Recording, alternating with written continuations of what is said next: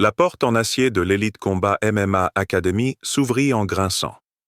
Amara Washington entra, le soleil de l'après-midi dessinant brièvement sa silhouette avant que la porte ne se referme.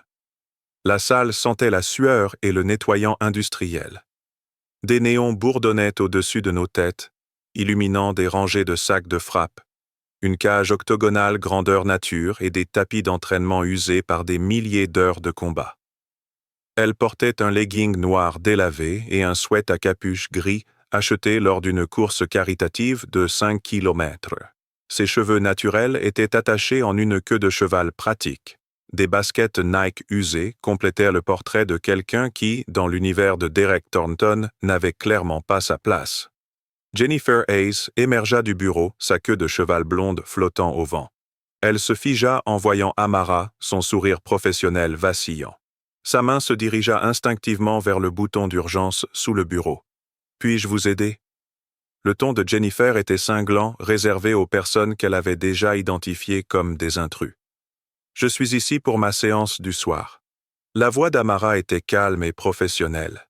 Ses années d'expérience au commandement des Marines transparaissaient dans chaque syllabe. Avez-vous déjà pénétré dans un espace et senti le poids des préjugés vous écraser les épaules? Si vous pensez que chacun mérite le respect, quelle que soit sa couleur de peau, appuyez sur ce bouton d'abonnement maintenant. Ce que vous êtes sur le point de voir restaurera votre foi que le karma est réel. L'expression de Jennifer se transforma en un mépris à peine dissimulé. Votre séance? Vous êtes sûr d'avoir choisi la bonne salle? Il y a un Planet Fitness à 5 km par là. Plus abordable pour ceux qui cherchent simplement à se maintenir en forme. Derrière Jennifer, l'étage d'entraînement principal était visible à travers des vitres. Derek Thornton dirigeait un cours. 12 élèves, tous blancs, à l'exception d'un latino, tous vêtus de kimonos blancs immaculés, les désignant comme membres premium. Derek, quant à lui, mesurait 1,90 m, sa musculature ayant été gagnée au prix de décennies de dévouement acharné. Sa ceinture noire était si riche en bandes qu'elle ressemblait à un code barre. Il aperçut Amara à travers la vitre. Ses yeux se plissèrent. Il dit quelque chose qui fit tourner tous ses élèves vers lui. « J'ai une adhésion. » Amara sortit sa carte. Une adhésion légitime à Elite Combat, valable depuis 8 mois. Son nom était gravé en argent. Jennifer prit la carte avec 2 doigts, comme si elle risquait de la contaminer. Elle l'examina avec un regard exagéré, la retournant plusieurs fois. C'est écrit Amara Washington. Avez-vous une pièce d'identité? Bien sûr. Amara prit son portefeuille. On a eu des problèmes de vol d'abonnement. La voix de Jennifer résonnait dans le hall, suffisamment forte pour que les membres du club cardio se retournent et observent. Usurpation d'identité, fraude. Des gens utilisent les comptes d'autres personnes. La porte du gymnase s'ouvrit brusquement. Derek Thornton sortit à grands pas, sa silhouette imposante remplissant l'embrasure. Ses élèves le suivirent comme des canetons, se disposant en demi-cercle. Plusieurs avaient leurs téléphones à la main, enregistrant ce qu'ils pensaient être un contenu divertissant. « Un problème, Jen ?» La voix de Derek était tonitruante, teintée d'une fausse inquiétude. Elle dit être membre. Elle affirme venir ici depuis janvier. Derek prit la carte, ses doigts calleux la masquant. Amara Washington. Il lut le nom lentement, d'un air moqueur. « Et tu veux que je croie que tu t'entraînes dans ma salle depuis 8 mois? » Son sourire était tout en dents de scie, sans aucune chaleur. « Madame, je connais tous les boxeurs sérieux ici. Je n'ai jamais vu votre visage. J'arrive tôt le matin, avant les cours. J'utilise la piscine et les équipements de rééducation. La piscine est réservée aux membres d'élite, ceux qui s'entraînent vraiment ici. Des gens qui sont vraiment à votre place. Je suis membre. » Amara montra son téléphone avec l'historique de ses paiements. 8 mois de prélèvement automatique, 189,99 $ par mois, tous réglés. Vous voyez? Tous les paiements ont été traités. Derek jeta à peine un coup d'œil. Ça pourrait être retouché, n'importe qui peut falsifier des relevés bancaires. Il croisa les bras. De toute façon, tu ne corresponds pas vraiment à notre profil. Démographique? Le combat d'élite n'est pas pour tout le monde. Derek commença à la contourner comme un requin. Nous formons des combattants professionnels, des espoirs olympiques, des entrepreneurs militaires, des gens disciplinés, dévoués et talentueux. Il s'arrêta juste devant, profitant de sa grande taille pour se profiler. Nous ne gérons pas de centre communautaire. Nous ne faisons pas de dons. Et nous ne nous adressons certainement pas à ceux qui pensent pouvoir entrer simplement parce qu'ils ont payé en ligne. Melissa Palmer, une étudiante blonde dont le père a payé une formation illimitée, a pris la parole. Est-elle seulement censée être dans ce quartier? Ce quartier est plutôt exclusif. Brandon Mitchell rit. Elle cherche peut-être le bureau d'aide sociale, 6 pâtés de maison plus à l'est. Kyle Cooper a ajouté « Vous comprenez au moins ce qu'impliquent les vrais arts martiaux? Ce n'est pas du combat de rue comme dans votre pays d'origine. » Le racisme ordinaire planait comme un gaz toxique. Amara avait connu pire, des combattants ennemis, des supérieurs sexistes, des fusillades à Fallujah. Mais ce type particulier de préjugés banlieusards suffisant faisait grimper sa tension artérielle. « Je vais te dire, » la voix de Derek prit une fausse générosité. « Puisque tu insistes tant, on va faire un essai, une démonstration amicale. Une petite séance de sparring pour montrer à mes élèves la différence entre quelqu'un qui s'entraîne vraiment et quelqu'un qui, il fit un geste vague vers son apparence, regarde l'UFC et pense pouvoir se battre. Je ne suis pas ici pour m'entraîner. Je suis ici pour utiliser les installations que je paie. Oh, alors tu as peur? C'est logique. Vous êtes toujours dur avec les mots jusqu'à ce qu'il y ait une vraie bagarre. Ensuite, on recule, on se trouve des excuses, on se fait la victime. » Les élèves riaient. Les téléphones continuaient d'enregistrer. « Je n'ai pas peur. Je ne veux pas te prouver quoi que ce soit. » « Pas intéressé? Ou pas capable? » Derek se rapprocha, sa poitrine touchant presque son visage. « Parce qu'on dirait que tu n'y connais rien au combat. Tu as probablement vu des films, regardé des vidéos et pensé pouvoir te mesurer à de vrais artistes martiaux. » Il désigna son bâtiment rutilant, avec ses ceintures de champion accrochées au mur. « On n'est pas dans le quartier, ma belle. Ce n'est pas une bagarre de rue où tu apprends à balancer des coups violents à des gens comme toi. C'est du combat technique, un entraînement de niveau professionnel, un entraînement qui exige intelligence, discipline et des années de pratique acharnée. » Son doigt pointa vers sa poitrine, s'arrêtant quelques millimètres plus tard. « Vous surestimez toujours vos qualités athlétiques naturelles. Vous pensez que votre rapidité ou votre force vous permet de rivaliser avec des gens qui ont étudié les sciences du combat. Mais il y a une différence entre quelqu'un qui a commencé à se battre en grandissant et quelqu'un qui s'est entraîné auprès de maîtres, a participé à des compétitions internationales et a acquis ses titres à force de sang et de sueur. »« Où as-tu entendu parler de cette salle? » a lancé Brandon. « Instagram? Tu espères rencontrer des mecs riches qui s'entraînent ici? » « C'est peut-être une groupie, » suggéra Melissa d'un ton cruel. « Elle suit les combattants partout. »« Je parie qu'elle est incapable de donner un coup de poing digne de ce nom, » ajouta Kyle. « Elle s'agite probablement comme les amateurs. » Derek frappa dans ses mains, un bruit de détonation. « Très bien, voilà le marché. Tu prétends appartenir à ce groupe? Prouve-le. Monte dans cette cage. » Il désigna l'octogone. « Et tiens 30 secondes contre moi. Juste 30 secondes. Si tu peux, je m'excuserai personnellement. Je te rembourserai ton adhésion et j'admettrai mon erreur. » Il marqua une pause pour faire effet. « Mais quand tu ne peux pas, et on sait tous les deux que tu ne peux pas, tu pars définitivement. Pas d'adhésion, pas de remboursement, pas de retour. Tu admets que tu n'as pas ta place ici. Marché conclu? » Les étudiants se rapprochaient, une forêt d'écrans de téléphones lumineux capturant tous les angles. Cette scène allait devenir virale. Une femme noire arrogante se prétendant battante, dominée par un vrai professionnel. Amara observa le sourire confiant de Derek, le cercle de visages hostiles, l'expression enthousiaste de Jennifer. Elle songea à s'en aller, à porter plainte pour discrimination, à suivre les voies officielles, les avertissements de son kinésithérapeute selon lesquels son épaule n'était pas complètement guérie, Puis elle pensa à toutes les filles noires qui verraient cette vidéo, qui apprendraient qu'il faut être 2 fois meilleure pour être considérée comme à moitié aussi compétente, qui comprendraient que le système ne les protégerait pas quand les préjugés arboreraient un sourire et une ceinture noire. Elle posa soigneusement son sac de sport. Elle roula des épaules. Celle blessée se contracta, mais tint bon. Elle retira son sweat à capuche, révélant un débardeur et des bras musclés par des milliers d'heures d'entraînement technique. 30 secondes? Elle soutint le regard de Derek sans sourciller. C'est plus que nécessaire. Le rire de Derek était théâtral. Vous avez entendu ça? Elle pense qu'il lui faut moins de 30 secondes contre moi. Ses élèves se plia en deux, d'un amusement exagéré. Ils se dirigèrent vers l'octogone. Les élèves formèrent un cercle serré, leur téléphone enregistrant sous tous les angles. Jennifer abandonna son bureau pour mieux voir. D'autres membres du gymnase cessèrent leurs entraînements, attirés par le divertissement promis.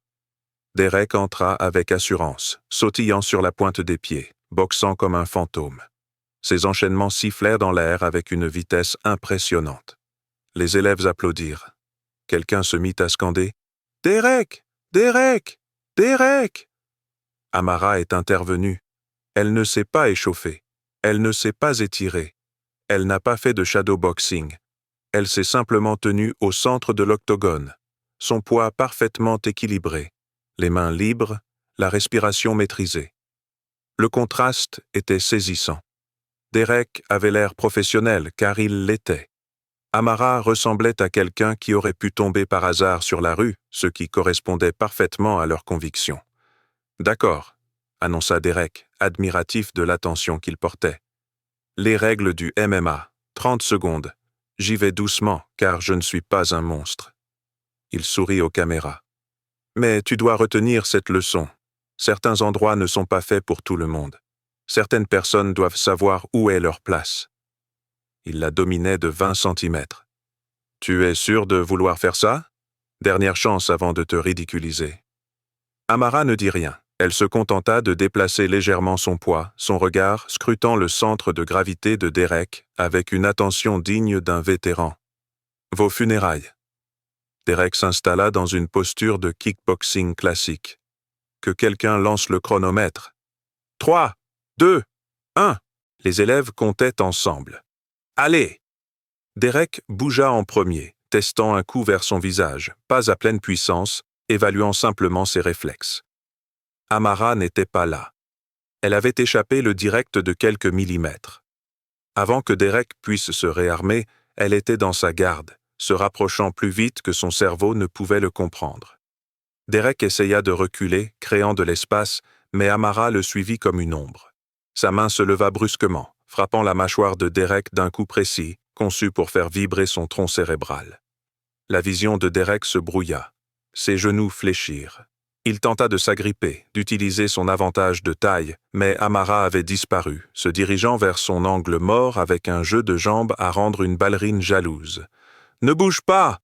Derek s'élança, tentant de plaquer, utilisant son expérience de lutte. Mais la défense d'Amara était un modèle. Elle baissa les hanches, étendit la base, et l'élan de Derek l'emporta.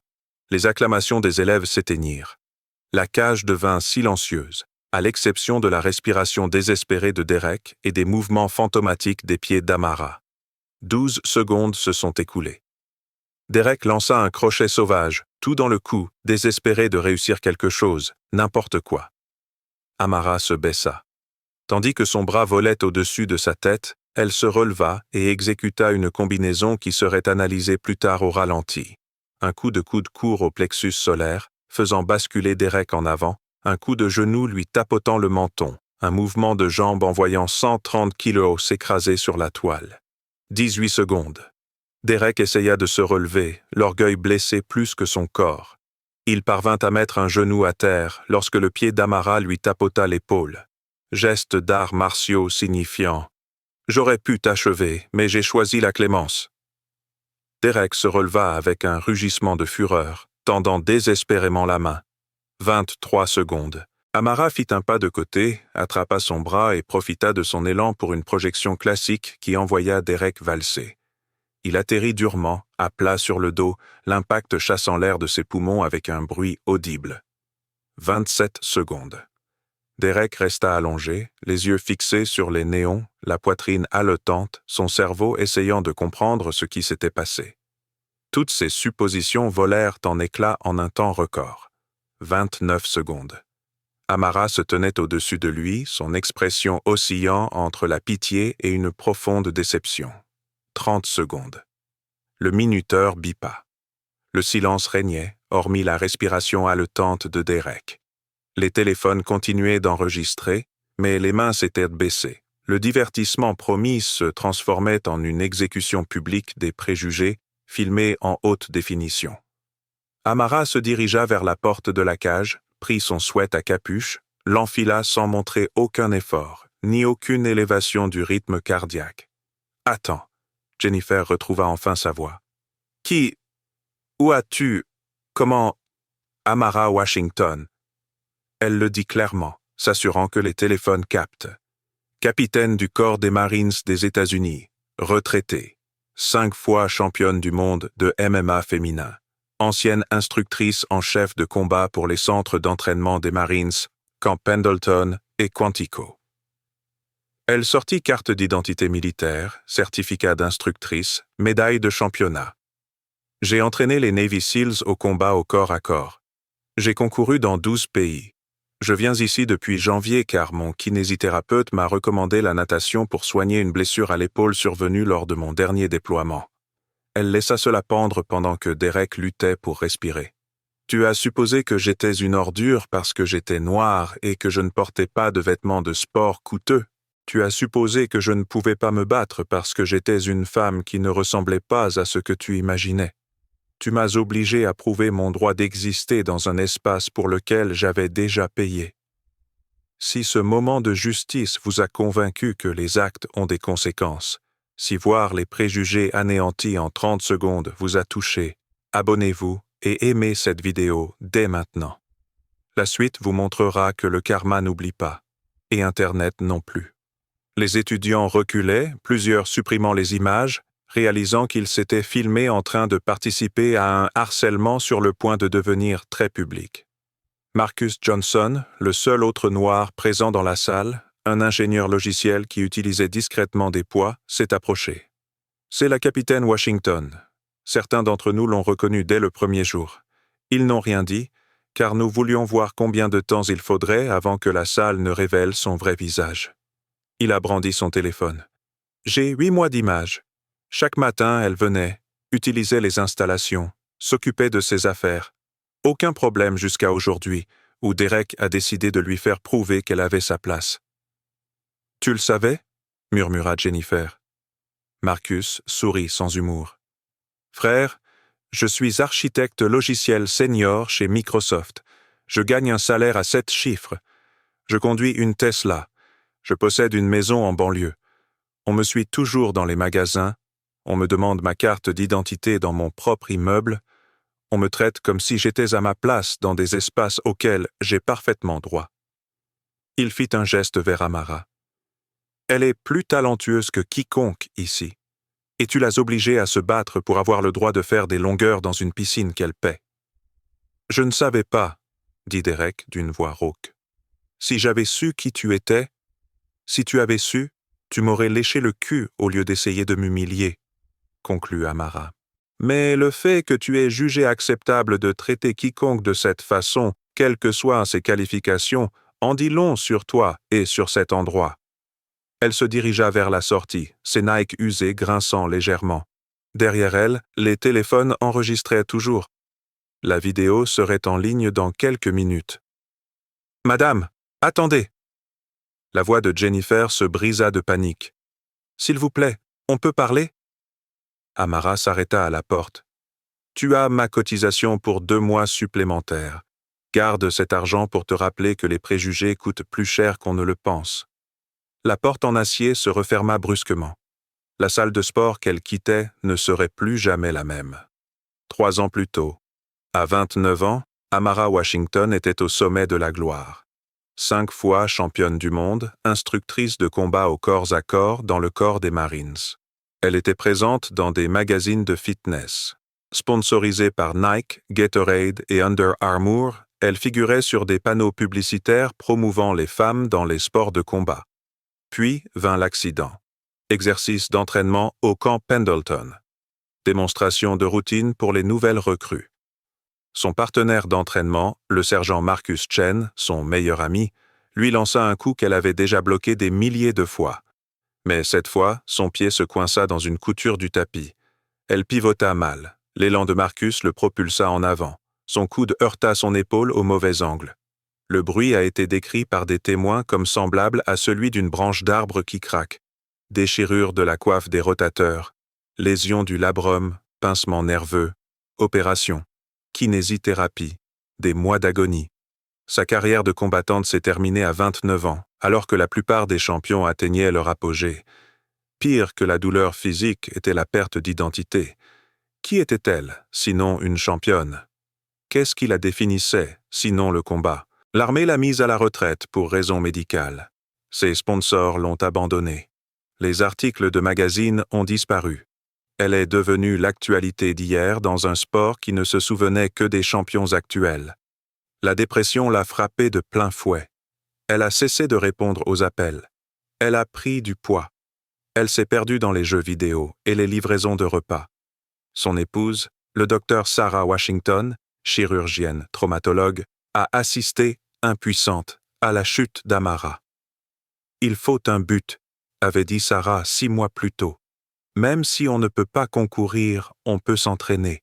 On peut enseigner. On peut être la personne qu'on a toujours été, mais différemment. C'est à ce moment-là qu'Amara a commencé la natation. Exercice léger. Rééducation. Elle a rejoint Elite Combat sous son nom d'épouse, Washington, tandis que ses trophées de championnat prenaient la poussière au garde-manger. Elle arrivait à 5 heures du matin, quand la salle était vide, faisait ses longueurs, ses exercices, et partait avant que quiconque puisse poser des questions. Elle ne se cachait pas de la célébrité, elle se cachait de qui elle était, des attentes qu'elle ne pouvait plus satisfaire. Son épaule ne guérirait jamais complètement. Elle ne combattrait plus jamais professionnellement. Mais au moins, elle savait nager. Au moins, elle pouvait bouger. Au moins, elle pouvait exister dans des espaces connectés à qui elle avait été. Jusqu'à aujourd'hui, lorsque Derek Thornton lui a fait prouver qu'elle avait sa place. L'enquête. En 1 heure, les vidéos sont devenues virales. En 3 heures, Elite Combat était en tête des tendances sur 5 plateformes. En 6 heures, les médias locaux l'ont repris. En 12 heures, les médias nationaux. Les images étaient partout. L'assurance de Derek, ses railleries racistes, sa domination totale par une femme en basket usée, sa défaite humiliante. Le contraste entre son arrogance et sa calme compétence a immédiatement fait l'objet d'un mème. Mais c'est l'audio qui l'a détruit. Vous surestimez toujours vos qualités athlétiques naturelles. On n'est pas dans le quartier. Des gens comme vous. Tous les préjugés racistes, enregistrés dans un son numérique d'une clarté cristalline sous plusieurs angles. Les lignes téléphoniques d'Elite Combat ont fondu. Les courriels ont afflué par milliers. Les comptes de réseaux sociaux du gymnase ont été submergés de commentaires exigeants des comptes. Brandon Mitchell, Melissa Palmer et Kyle Cooper, les élèves auteurs de propos racistes, ont été doxés en quelques heures et leurs employeurs ont été submergés de plaintes. Richard Sterling, propriétaire d'Elite Combat, se trouvait à Singapour lorsque la vidéo a été diffusée. Il a vu son téléphone exploser de notifications, assis dans une chambre d'hôtel à 12 fuseaux horaires du lieu de la catastrophe. Lorsqu'il atterrit à Chicago 22 heures plus tard, son entreprise était en ruine. Des sponsors avaient résilié des contrats d'une valeur de 2,3 millions de dollars par an. Les combattants de l'UFC qui s'y étaient entraînés avaient annoncé qu'ils changèrent de salle. Son propriétaire recevait des centaines d'appels exigeant l'expulsion d'Elite Combat. Sterling a convoqué une conférence de presse d'urgence. Ces actions ne représentent pas les valeurs d'Elite Combat. Derek Thornton et Jennifer Hayes ont été licenciés avec effet immédiat. Nous menons une enquête approfondie sur notre culture d'entraînement et mettons en place une formation complète de sensibilisation. Mais le mal était fait. Les adhésions se sont soldées en masse. Les nouvelles inscriptions étaient inexistantes. En une semaine, Sterling a déposé le bilan. 1 mois plus tard, l'Elite Combat MMA Academy a fermé définitivement. La vie de Derek Thornton s'est effondrée à une vitesse fulgurante. Toutes les salles de sport de la région ont refusé de l'embaucher. Ses certifications d'instructeur ont été révoquées par 3 organisations d'arts martiaux. Ses sponsors ont résilié ses contrats. La direction de son immeuble a reçu tellement de plaintes qu'elle n'a pas renouvelé son bail. Il a tenté de s'excuser publiquement. Il a publié une vidéo expliquant qu'il ne savait pas qui était Tamara. Mais la réaction sur Internet a été unanime. C'est bien là le problème. Vous n'aviez pas besoin de savoir. Vous ne devriez traiter personne de cette façon. Brandon Mitchell a perdu son emploi dans une start-up technologique en moins de 48 heures. Melissa Palmer a été renvoyée du programme d'études supérieures de son université. La bourse universitaire de lutte de Kyle Cooper a été révoquée. Jennifer Hayes s'en est légèrement mieux sortie. Elle n'a pas été vue sur vidéo en train de faire des commentaires explicitement racistes, mais sa participation au harcèlement lui a valu d'être mise sur la liste noire de tous les emplois de réceptionniste de la ville. Marcus Johnson, l'ingénieur Microsoft qui avait tout filmé, est devenu un héros inattendu. Ces images ont fourni la preuve la plus flagrante du racisme systémique chez Elite Combat. Les médias l'ont interviewé sur son expérience de silence pour survivre et son témoignage a inspiré des milliers d'autres personnes à partager leurs propres histoires. L'affaire a dépassé le cadre d'une salle de sport. Elle a donné lieu à un débat national sur le profilage racial dans les espaces de fitness, sur l'appartenance présumée à des établissements d'élite et sur les humiliations quotidiennes subies par les professionnels noirs, quelle que soit leur qualification. Au début, Amara Washington n'accordait pas d'interview. Elle restait chez elle, une poche de glace sur l'épaule, regardant son cauchemar privé se transformer en débat public. Mais ensuite, les messages ont commencé à arriver. Des centaines, puis des milliers de jeunes filles noires à qui on avait dit qu'elles n'avaient pas leur place dans les arts martiaux, de femmes licenciées parce qu'elles ne ressemblaient pas à des combattantes, de personnes ayant passé leur vie à prouver qu'elles avaient leur place dans des espaces pour lesquels elles avaient déjà payé. Un message provenait d'une jeune fille noire de 14 ans d'Atlanta. Mon professeur de karaté m'a dit que les filles comme moi étaient meilleures en athlétisme qu'en arts martiaux. Mais j'ai vu ta vidéo. Je n'abandonne plus. C'est à ce moment-là qu'Amara a réalisé que se cacher n'était plus une option. 3 semaines après la diffusion virale de la vidéo, Amara Washington se tenait devant un auditorium bondé du Palais des Congrès de Chicago. 2000 personnes occupaient chaque siège. Les caméras de télévision étaient alignées le long du mur du fond. C'était sa première apparition publique depuis l'incident. Elle portait la tenue du corps des Marines, des médailles scintillant sur sa poitrine, des barrettes de capitaine sur ses épaules, des rubans racontant des histoires de déploiement inimaginables pour la plupart des civils.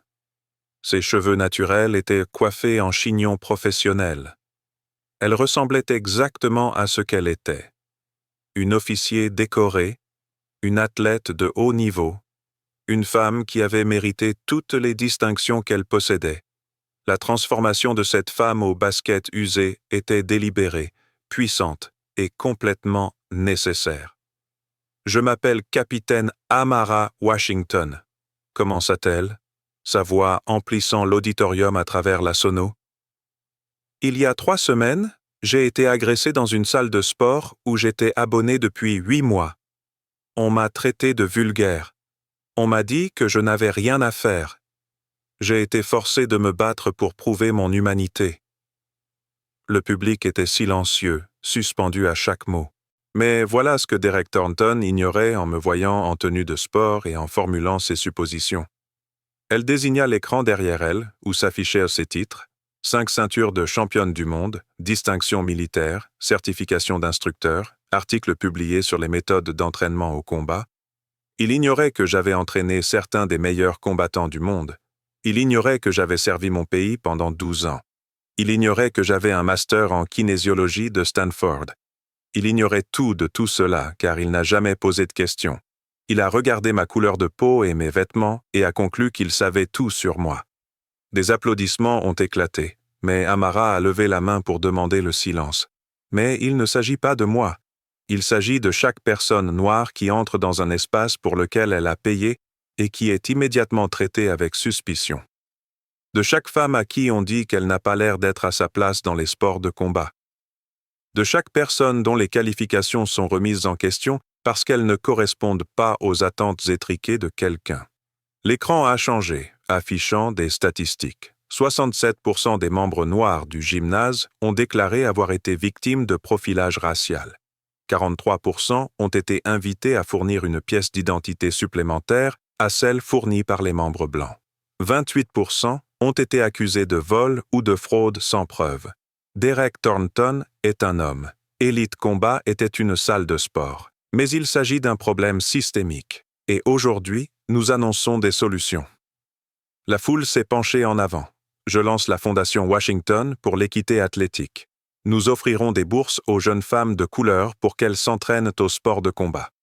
Nous organiserons des formations sur les préjugés pour les propriétaires et les instructeurs de salles de sport. Nous créerons un système de signalement des discriminations dans les espaces sportifs. Et nous lutterons, légalement et publiquement, contre chaque cas de profilage racial que nous découvrirons.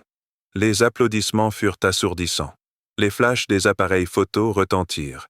L'annonce fit rage sur les réseaux sociaux. Dans le public, le docteur Sarah Washington, l'épouse d'Amara, essuyait les larmes de ses yeux en regardant son partenaire récupérer le pouvoir que Derek avait essayé de lui retirer. Derek Thornton a assisté à la conférence de presse depuis une chambre de motel bon marché à Gary, dans l'Indiana. Ses mains tremblaient tandis que les paroles d'Amara démolissaient ce qui restait de sa réputation. Il avait fui Chicago après des menaces de mort, après que son propriétaire l'avait expulsé, après que tous les ponts de sa vie aient été réduits en cendres. Son téléphone vibra, une notification qu'il redoutait tant lui parvint.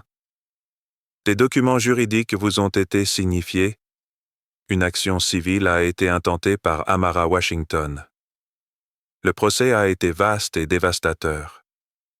L'équipe juridique d'Amara, 3 avocats du plus prestigieux cabinet de défense des droits civiques de Chicago, travaillant bénévolement, a porté plainte pour agression, coups et blessures, infliction intentionnelle de détresse émotionnelle et violation des droits civiques en vertu de la loi fédérale. Mais ils ne se sont pas arrêtés à Derek. Ils ont cité l'Elite Combat MMA Academy, son propriétaire, Richard Sterling, et même le propriétaire qui avait fourni les locaux, arguant que l'ensemble de l'opération avait créé un environnement hostile propice au harcèlement raciste.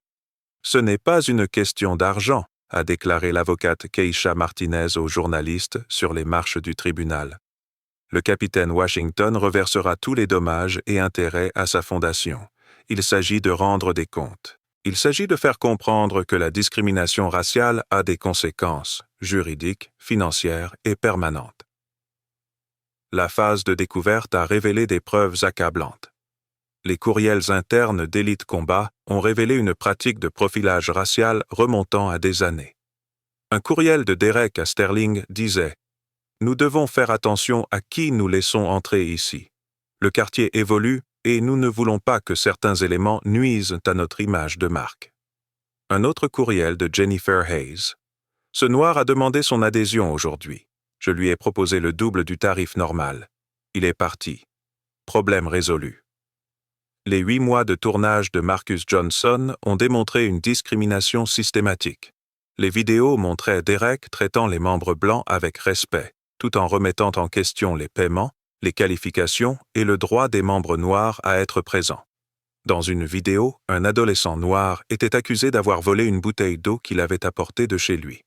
Dans une autre, une femme noire était suivie par le personnel dans l'établissement pendant toute sa séance d'entraînement. Il ne s'agissait pas d'incidents isolés, a déclaré Martinez au juge lors d'une audience préliminaire. Il s'agissait d'une politique, d'une pratique et de préjugés fonctionnant comme un modèle économique. Les avocats des accusés ont tenté de limiter les dégâts. Ils ont soutenu que les actions de Derek relevaient de choix personnels et non d'une politique d'entreprise. Ils ont affirmé qu'Elite Combat disposait d'une politique anti-discrimination écrite, même si elle n'était pas appliquée en pratique. Mais les preuves étaient accablantes. 23 anciens membres ont déposé des plaintes pour discrimination auprès d'Elite Combat qui n'ont jamais été examinées. 12 anciens employés noirs ont témoigné de traitements racistes qui les ont poussés à démissionner.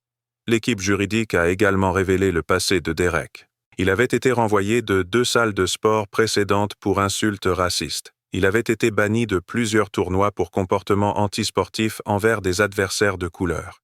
Sa certification d'instructeur avait été suspendue à 2 reprises, non pas révoquée, mais simplement suspendue, pour des plaintes pour partialité. Le système l'a protégé, a soutenu Martinez. À tous les niveaux, les institutions ont fermé les yeux. Cela prend fin aujourd'hui. L'affaire civile était solide, mais des poursuites pénales ont été engagées séparément.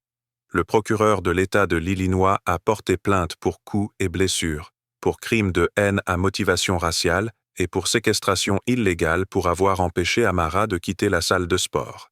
Derek risquait jusqu'à 7 ans de prison. Le procès a débuté par une matinée grise de novembre. Le tribunal du comté de Cook était encerclé par des manifestants, certains soutenant Amara, d'autres estimant que Derek était injustement persécuté pour ce qu'ils appelaient un malentendu. Dans la salle d'audience 4C, la juge Patricia Morrison a présidé avec l'attitude pragmatique de quelqu'un qui connaît tous les secrets du métier. Elle était elle-même noire, ce que l'avocat de Derek a tenté, sans succès, d'utiliser comme motif de récusation. « Votre honneur », a plaidé l'avocat de la défense Thomas Bradley lors de ses plaidoiries liminaires, cette affaire concerne un malentendu tragique et non une discrimination raciale. Mon client, Derek Thornton, a commis une erreur de jugement. Il n'a pas reconnu le capitaine Washington et a réagi à ce qu'il a perçu comme une situation suspecte. Mais il n'y avait aucune malveillance, aucune haine, aucune intention criminelle. Le jury, composé de 7 femmes et de 5 hommes, d'origines ethniques diverses, a écouté impassiblement.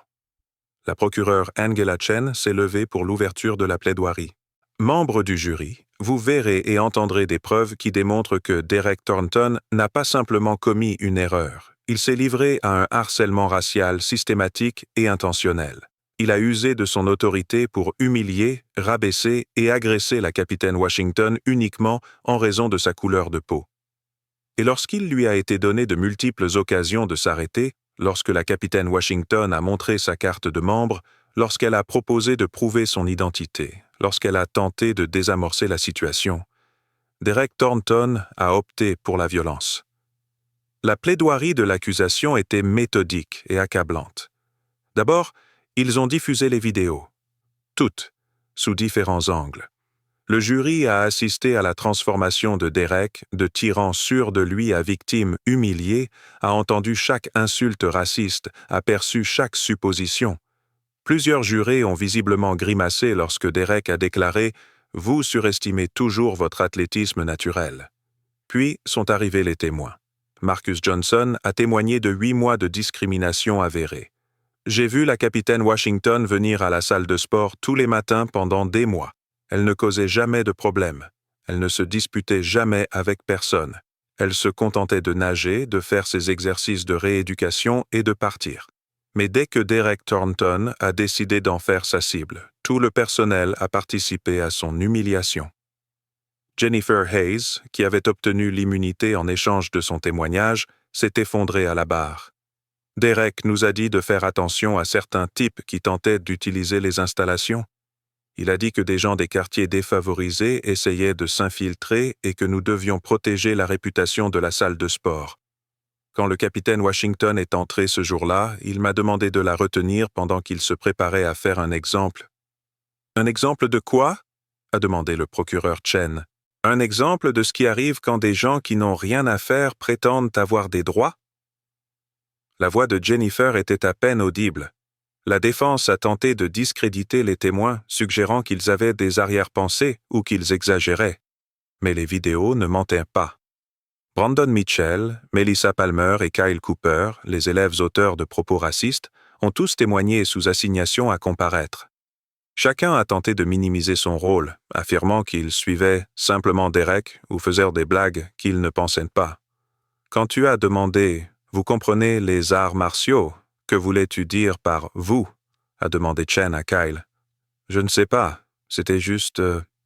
Ce n'était pas raciste. » Alors, qu'est-ce que ça voulait dire? Silence.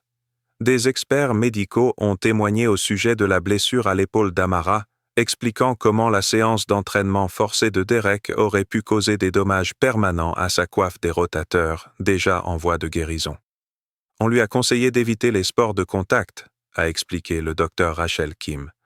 M. Thornton l'a forcé à se battre, ce qui aurait pu mettre fin à sa rééducation. La défense était faible en comparaison. Ils ont cité des témoins de moralité qui ont affirmé que Derek était un bon instructeur ayant entraîné des combattants de toutes origines. Ils ont produit des témoignages d'élèves qui ont loué ses méthodes d'enseignement. Mais, lors du contre-interrogatoire, Chen a démantelé toutes les défenses. Combien d'étudiants noirs ont été formés à Elite Combat pendant le mandat de Derek Thornton? A demandé Chen à un témoin de moralité. Je ne suis pas sûr exactement. Seriez-vous surpris d'apprendre que seulement 3% des membres d'Elite Combat sont noirs, bien que l'établissement soit situé dans un quartier où 42% sont afro-américains? Le témoin n'avait pas de réponse. Le tournant est survenu lorsque Derek lui-même a témoigné. Contre l'avis de son avocat, il a insisté pour témoigner, croyant pouvoir s'expliquer et faire comprendre au jury. C'était une erreur catastrophique. Monsieur Thornton, commença Chen en contre-interrogatoire. Quand le capitaine Washington est entré dans le gymnase, quelle a été votre première réaction? Je pensais qu'elle était peut-être perdue. Je cherche un autre établissement. Pourquoi as-tu pensé ça? Parce que je ne l'ai pas reconnu. Vous n'avez pas reconnu beaucoup de gens qui sont entrés ce jour-là, n'est-ce pas? De nouveaux membres, des invités, des visiteurs. Eh bien, oui, mais vous n'avez interrogé aucun des visiteurs blancs, n'est-ce pas? Le visage de Derek rougit. Je n'ai pas. Chen a diffusé une vidéo du même jour montrant un homme blanc portant une tenue de sport décontractée similaire entrant dans la salle de sport. Jennifer lui a souri, lui a fait signe de passer sans lui demander sa pièce d'identité. Cet homme n'était pas membre, dit Chen. Il était l'invité d'un membre. Jennifer ne lui a pas demandé de pièce d'identité. Elle n'a pas remis en question son droit d'être là. Elle ne vous a pas appelé pour faire un exemple. Pourquoi? Je ne sais pas, c'est différent. En quoi est-ce différent? Derek ne pouvait pas répondre sans admettre l'évidente vérité. Chen insista. Quand la capitaine Washington vous a montré sa carte de membre, son historique de paiement et vous a proposé des pièces d'identité supplémentaires, pourquoi ne l'avez-vous pas cru? La carte aurait pu être fausse. Mais vous ne l'avez pas vérifiée. Vous n'avez pas vérifié votre système informatique. Vous n'avez pas appelé votre service d'adhésion. Vous avez immédiatement supposé qu'il s'agissait d'une fraude. Pourquoi? J'ai déjà vu de fausses cartes. Et vous? En 8 ans chez Elite Combat, combien de fausses cartes de membres avez-vous rencontrées? Derek hésita. Je ne me souviens plus exactement. Seriez-vous surpris d'apprendre que les dossiers d'Elite Combat ne montrent aucun incident de fausses cartes de membres au cours de ces 15 ans d'histoire? La salle d'audience s'est mise à vibrer. Les expressions du jury ont changé. Chen a porté le coup de grâce. Monsieur Thornton, quand vous avez enfermé le capitaine Washington dans cette cage, vous avez dit « Certains endroits ne sont pas pour tout le monde. Certaines personnes doivent connaître leur place. » Que vouliez-vous dire par là? Je voulais dire que les gens qui ne s'entraînent pas sérieusement ne devraient pas.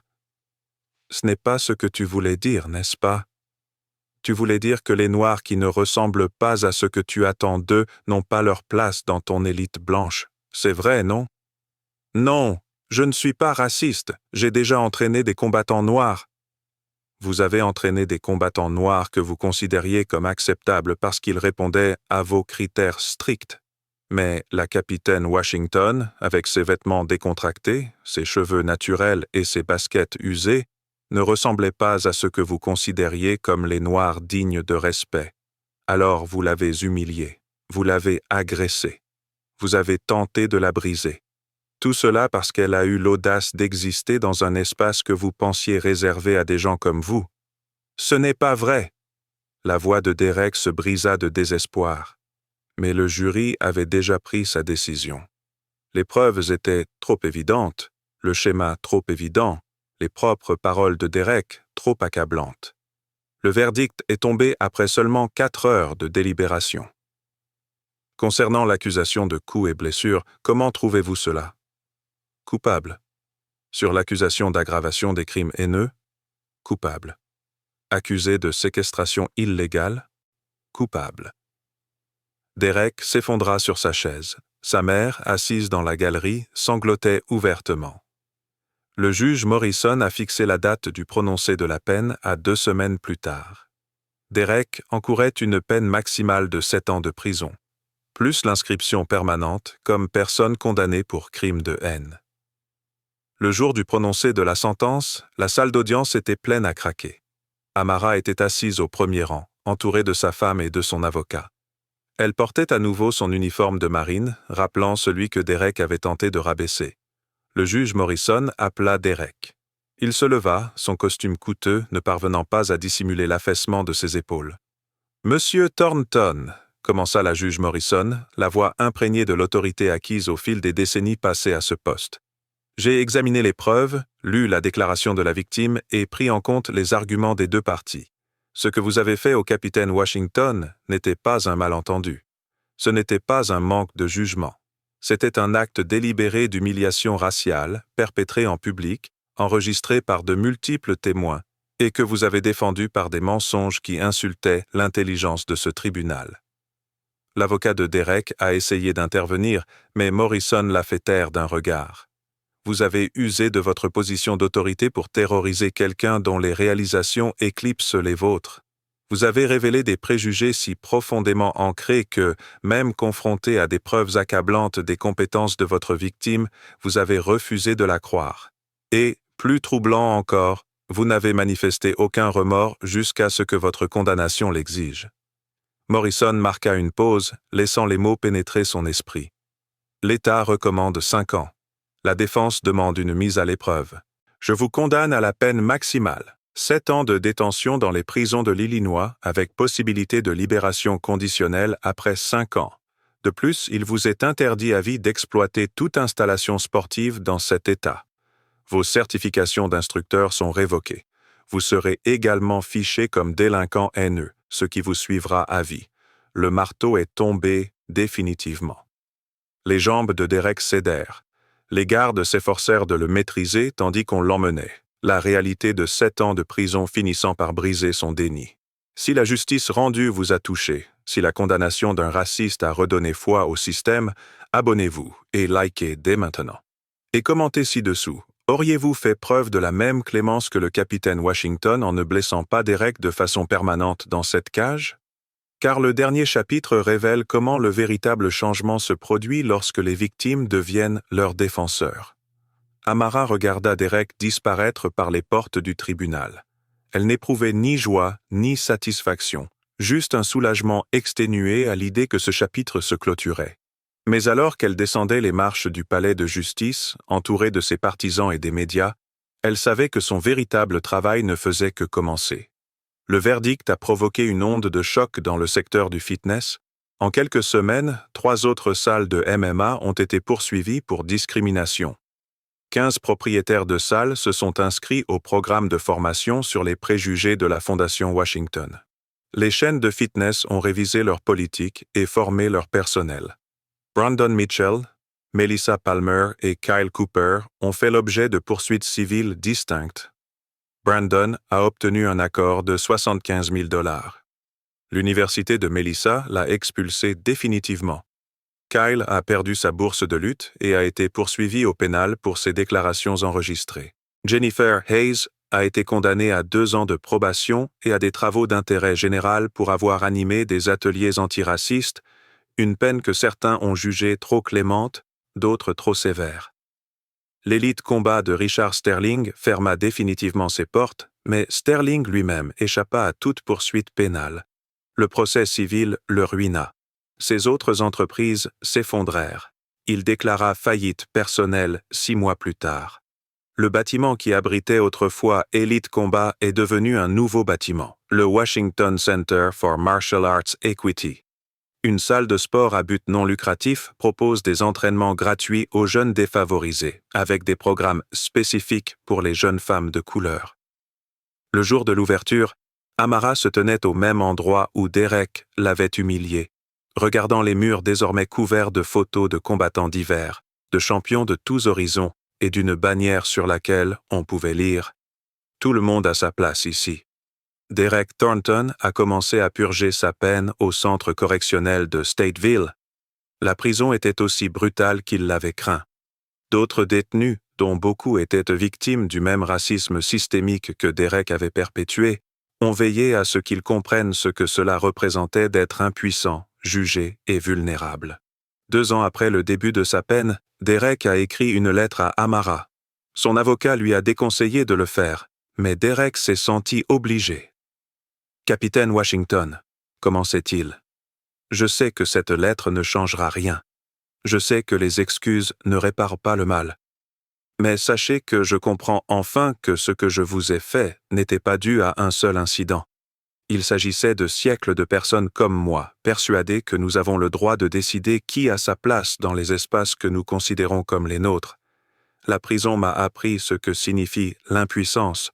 Je méritais ça, je méritais pire. J'espère que votre fondation contribuera à créer un monde où ce que j'ai fait deviendra impensable. » Amara lut la lettre une fois, puis la rangea.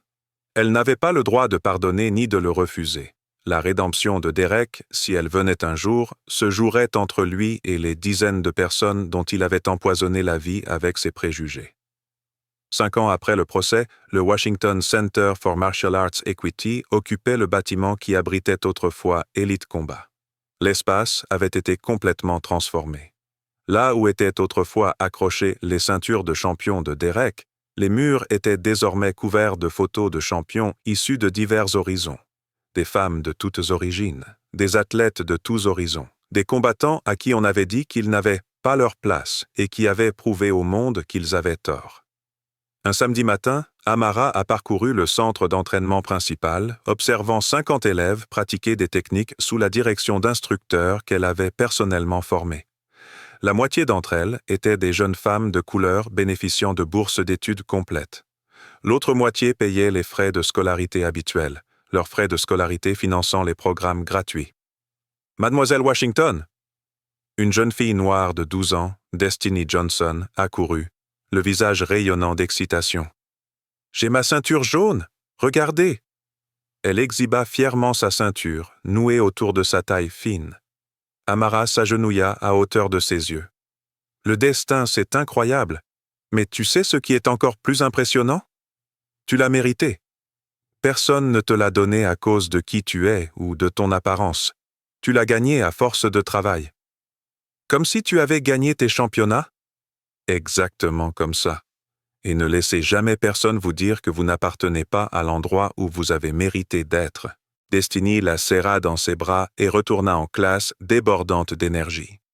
Amara la regarda partir, se remémorant son âge, incertaine, se demandant si une jeune fille noire du South Side de Chicago pourrait un jour devenir championne dans un sport dominé par des gens qui ne lui ressemblaient pas. La Fondation Washington avait connu une croissance dépassant toutes les espérances. Ce qui avait commencé comme une réponse à un incident de discrimination s'était transformé en un mouvement national. Elle avait offert des bourses à plus de 300 jeunes athlètes. Elle avait formé 5000 propriétaires et instructeurs de salles de sport à la reconnaissance et à la prévention des préjugés.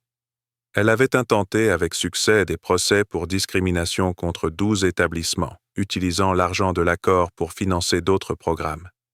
Mais les chiffres ne reflètent pas l'impact réel. Le véritable impact, c'est que Destiny Johnson s'est sentie suffisamment confiante pour entrer dans n'importe quelle salle de sport américaine, sachant qu'elle y avait sa place. Le véritable impact, c'est que les parents de filles noires ont vu une personne qui leur ressemblait réussir au plus haut niveau.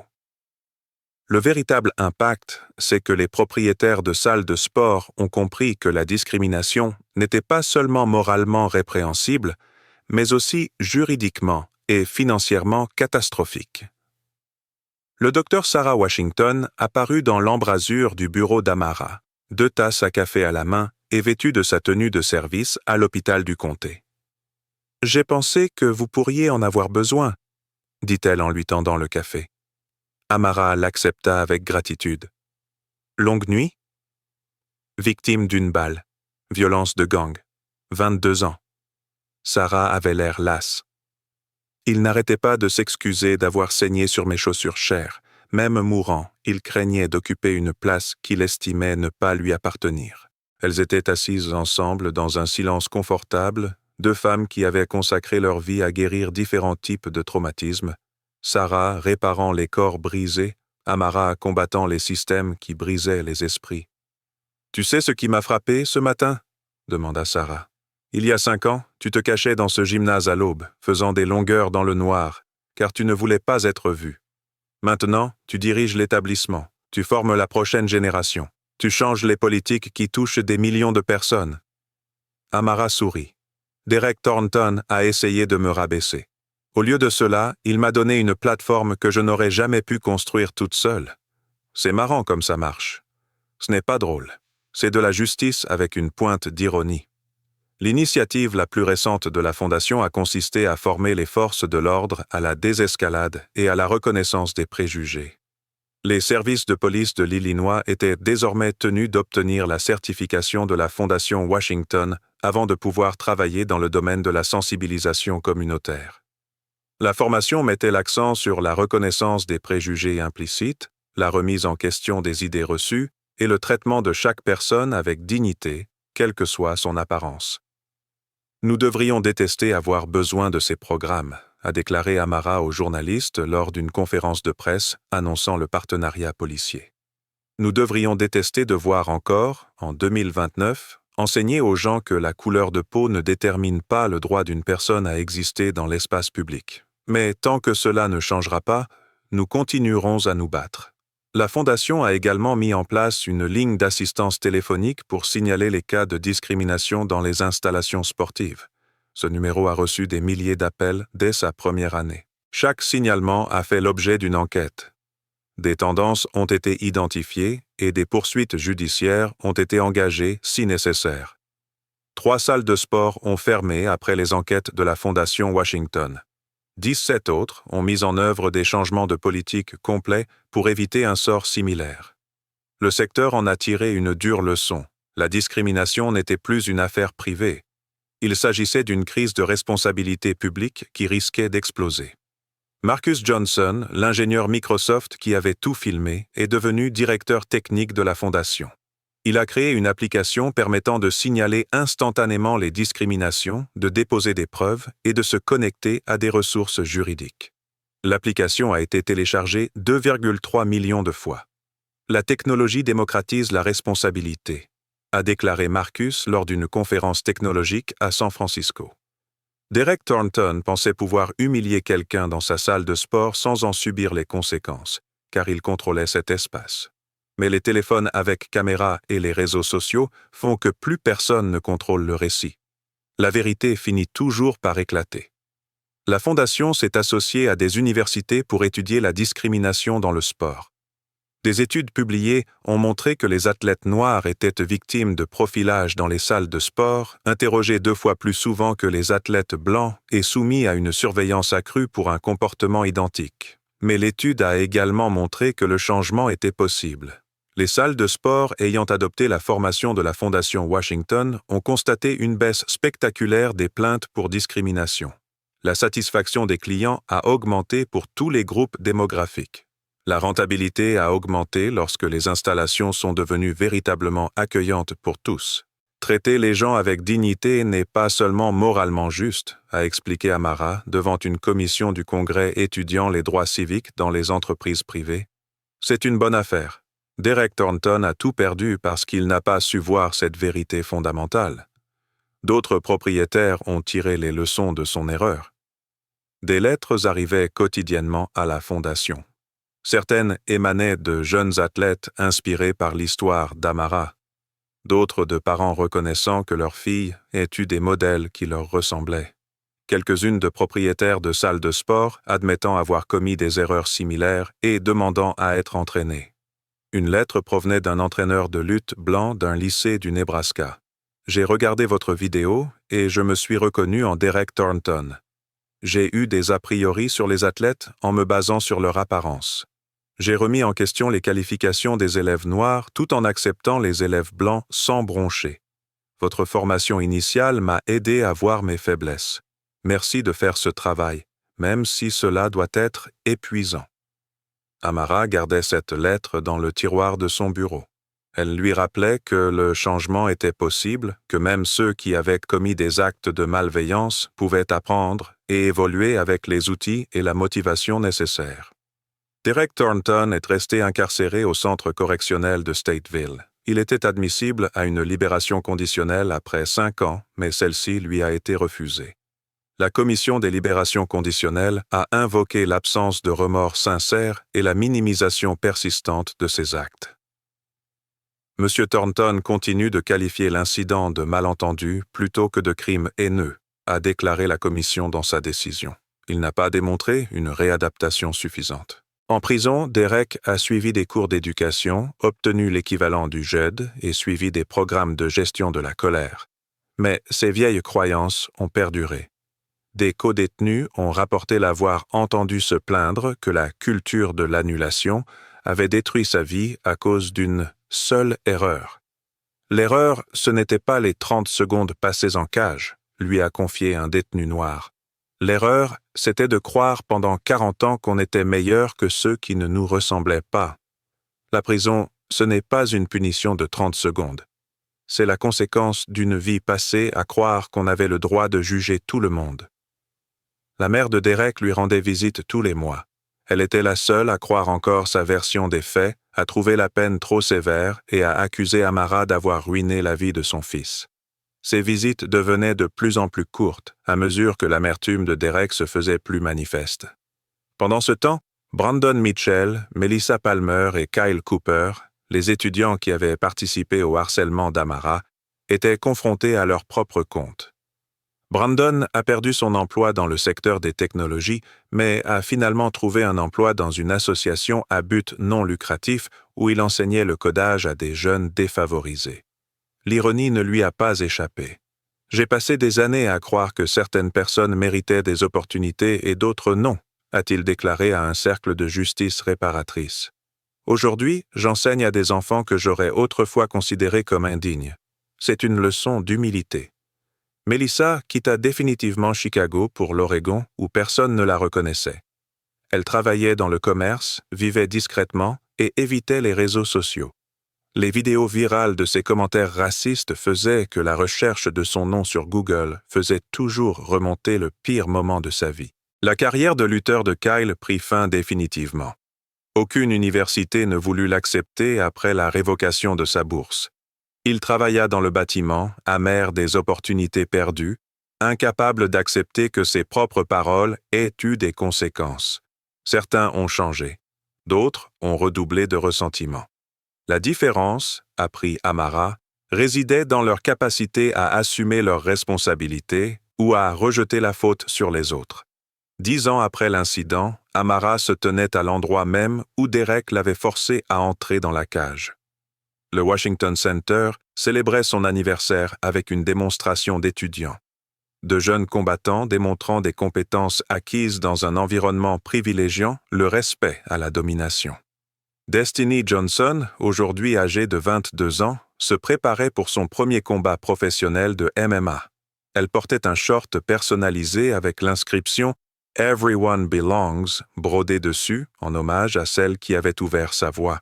« Mademoiselle Washington », dit Destiny avant sa démonstration, « je voulais vous demander, regrettez-vous parfois ce qui s'est passé? Reviendriez-vous en arrière et changeriez-vous les choses si vous le pouviez? » Amara réfléchit attentivement à la question. Le traumatisme était réel. L'humiliation était réelle. Derek Thornton a essayé de me briser d'une manière qui m'affecte encore. Mais est-ce que je l'effacerais en sachant que cela signifierait que ce centre n'existerait plus, que tu n'aurais pas les opportunités que tu as aujourd'hui, que des milliers d'autres jeunes femmes ne se reconnaîtraient pas dans les sports de combat? Elle marqua une pause. Je ne peux pas dire que je sois reconnaissante pour le traumatisme, mais je suis reconnaissante pour ce que nous en avons construit. Derek a essayé de me rabaisser. Au lieu de cela, il nous a donné à tous quelque chose de plus grand que chacun de nous individuellement. La démonstration commença. Destiny combattit avec une précision technique et une puissance maîtrisée. tout ce qu'Amara lui avait appris sur la défense tout en préservant son humanité. La foule applaudit. Après l'incident, Amara a reçu un appel du centre correctionnel de Stateville. La libération conditionnelle de Derek Thornton avait été refusée une nouvelle fois. Il purgerait l'intégralité de sa peine. Elle ne ressentait rien. Aucune satisfaction, aucune justification, aucune conclusion.